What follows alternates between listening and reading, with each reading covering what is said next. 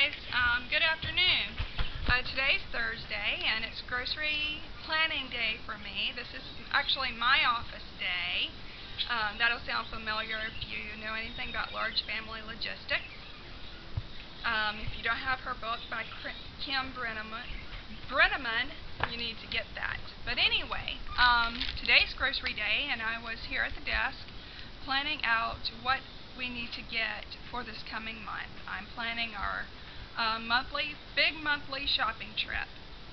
And so I thought that I would share a few more tips with you on how I go about doing this and why. Like I said yesterday, a few of the reasons is I don't care to go out every week or every 2 weeks to do our grocery shopping. I would rather go ahead and do that in 1 month, once a month, except for a few pit stops that we do make on the way to and from church, or my husband makes on the way home from work. Also, it saves time. It takes about maybe 3.5 hours for me to get all of our grocery shopping done in one trip for a whole month, versus 1.5 to 2 hours that it would take a week, or every other week. That saves me about 4.5 to 6 hours a month that I can use toward whatever other activities that I have. Besides, I don't desire to visit the same grocery store shelves more than once in any certain given month. So instead of going to the grocery shelf 4 times in a month, I just go once. Anyway, so I'm going to go through some steps of what I do to make our menu list and our grocery list. First of all, you're going to want to inventory what you have on hand. You want to see what kind of meats you have on hand, whether it's in your freezer or canned. Your grains, that would be anything from your bread, pasta, rice, oats, flour. Your vegetables, whether they're frozen or canned. Also your fruit, the same. Dairy, whether it's your milk, cheese, butter. And then your spices and oils, sauces, vinegars, etc. And then also your paper and personal products. You're going to want to keep that inventory as well to see what you need for your family. So after you get your inventory, now comes the fun part. You get to plan your menus. For our family, we like to have about 2 beef menus a week, 2 chicken, 2 meatless meals, and a pizza meal. And then we throw in a fish meal and a pork meal here and there for a treat. Also, if you haven't ever heard or been to it, Linda Shepherd, she's a lady on YouTube. She assists people in adoptions and foster care. She has a large family. She has 13 or 15 children. And she has excellent tips on grocery shopping and big trips for large families, and also in stretching your grocery budget with certain meal items such as pinto beans or turkey. She shows how to stretch those, and she's been a very big encouragement for me. Anyway, she has on there, she suggests you look at the food pyramid on the internet and go from there. Your grains would be at the top. You would have more grains, and then your fruits and vegetables and meats would be on the lower part. So that's a good thing to use to bounce off ideas of what your meals can be. So you're going to make a list of as many meals as you can think of, and as you can, and categorize those meals. Or this is the way I do it anyway. So let me show you this. I'm going to turn on the light over here so you can see. It's a little bright. Sorry about that. Alright, so we have a breakfast list. This is our master breakfast list. Sometimes we vary off from that, but we usually have what's on this list. And then the same thing with our lunch list. We have a master lunch list. And then as you'll see, I have here leftovers first. We always try to have leftovers first unless I want to have a leftover meal night. But you'll notice that these are in clear plastic page protectors, and I use a wet erase marker to mark on these. Then I have a chicken list and I have a beef list. Like I said, I should have this as poultry, but I have it as chicken.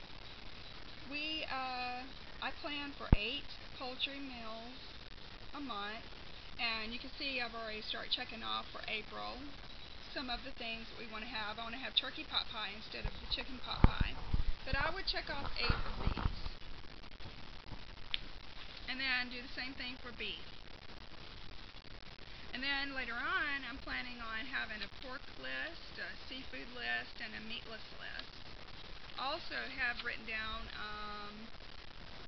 the pizza, different toppings that we can have on pizza. So you're going to want to have your menu planned, or this is how I do it. I plan my menu like this. I check off what I'd like, keeping in mind what is in stock. Then I'm going to make my list of the whatever's the cheapest in the stores. So I'll move over here to my grocery list section. I have an Aldi list, a Sam's list. Let me see if I can move this light. I don't know which one's better, if it needs to be up or down. But anyway, I have an Aldi list, a Sam's Club list, and then a miscellaneous list. So I would go through the Aldi list, and depending on how much I want to keep stocked up, I would go through here, and these lists contain items that's usually cheapest at these stores. Now, there are times when other stores will have these items at a cheaper price. For instance, tuna. You usually can get tuna for 50 or 51 cents a can at Aldi. It is normally cheapest there. But last week I was able to get tuna for 25 cents a can at our local Food Lion store. So, of course, I stocked up on tuna there. So, according to how much you want to keep on hand, you're going to, and what your meals are, you're going to check off what you need. On this side, I put quantity of each item. On the left side, I have estimated how much the items will cost. And any other items that I don't have typed in, I write it in. And then I have a back side to that page as well, to the Aldi list. And then, so what I do is I go through each list and I write down or check off what we need, and I put a subtotal for each one. I have 66 for Aldi, 90 for Sam's. This could change as I finish planning my meals, but I believe it's going to stay where it's at. Then on the miscellaneous list, I try to keep $100 for miscellaneous each month. And so I have typed out a miscellaneous list. You'll notice with produce, I write down produce items for the month, and it's usually the same thing. We go to our produce stand that's about 3 miles from our house and buy our produce, and it's on the way home from where my husband works as well, so he can stop by if I need something during the month and pick it up for me. Then I keep a list of our subtotals here, and then I have already here for this week, Walgreens is having a sale on their Good Nights and Training pants and foil. So I'm going to be buying some of those from Walgreens, but that's going to come out of my miscellaneous budget.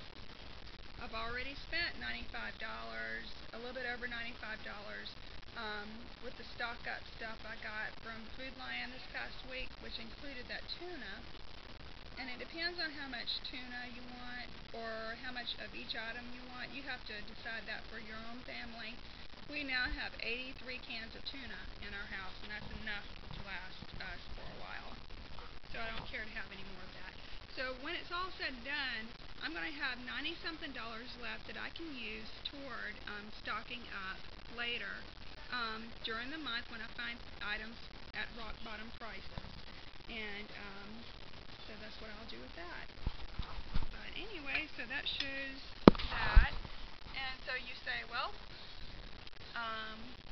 what do you do if you have went over your budget?